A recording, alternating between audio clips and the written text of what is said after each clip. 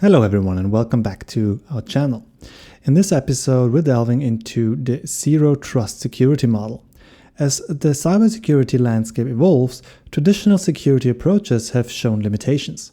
The Zero Trust model offers a proactive and adaptive strategy to enhance data protection.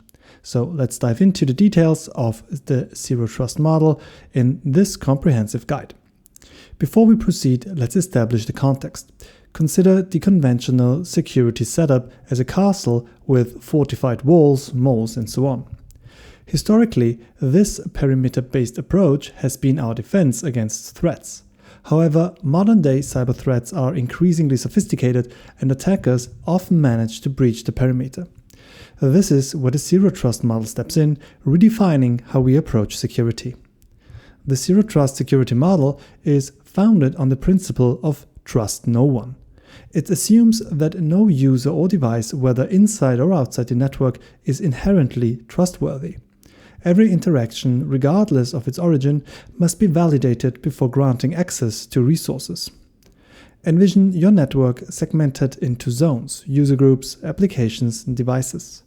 Each zone functions as an isolated entity requiring authentication for access. Instead of relying on a single security perimeter, Zero Trust divides the network into smaller segments, enhancing control and security.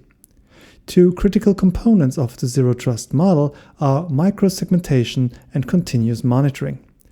Microsegmentation involves dividing your network into subnetworks, ensuring that each zone has its access controls. This way, even if an attacker penetrates one area, their movement is restricted, minimizing potential damage. Continuous monitoring now involves real-time tracking of network activity. It analyzes user behavior and flags any unusual patterns that might indicate a breach. By constantly evaluating actions against established norms, you can swiftly identify and address potential threats. Now let's discuss the practical implementation of the Zero Trust model, which revolves around key components. Identity and Access Management, IAM. It's about ensuring that users, devices, and applications are accurately identified and authenticated before access is granted. The principle of least privilege.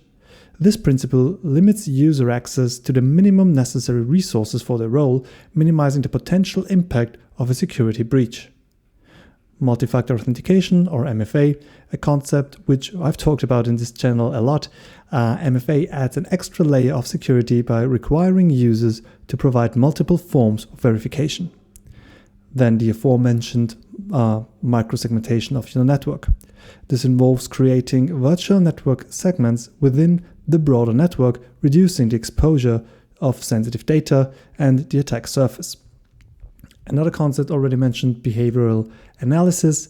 By closely observing user behavior, you can swiftly detect anomalies that might indicate a security breach. These components collectively contribute to a robust Zero Trust strategy, ensuring that access is validated and monitored at all times. Now, addressing a common question, is Zero Trust a silver bullet? Is it a one-size-fits-all solution? And the answer is, of course, no. The implementation varies, of course, based on an organization's unique needs, on your infrastructure, and on existing security systems. Zero Trust offers considerable benefits, such as the aforementioned reduced attack surface and improved and accelerated threat detection. It requires a strategic and phased approach. By adopting the Zero Trust model, organizations can significantly enhance the cybersecurity posture. The minimized attack surface and the swift detection of threats contribute to a proactive security approach. However, challenges like ensuring a seamless user experience, handling system complexity, and integrating with legacy systems must also be considered and not be neglected. These are, in fact, the most difficult things to consider, especially regarding your user experience. If you make everything just about security, your employees will hate work at your company. In conclusion, the Zero Trust security model is a transformative approach to cybersecurity. By shifting the focus from trust assumptions to continuous verification, organizations can better protect their digital assets in an evolving threat landscape. That's it for this video. If you found this exploration of the Zero Trust model informative, consider giving this video a thumbs up, subscribe to the channel for more insightful content, and share this video with your network. And remember, stay safe.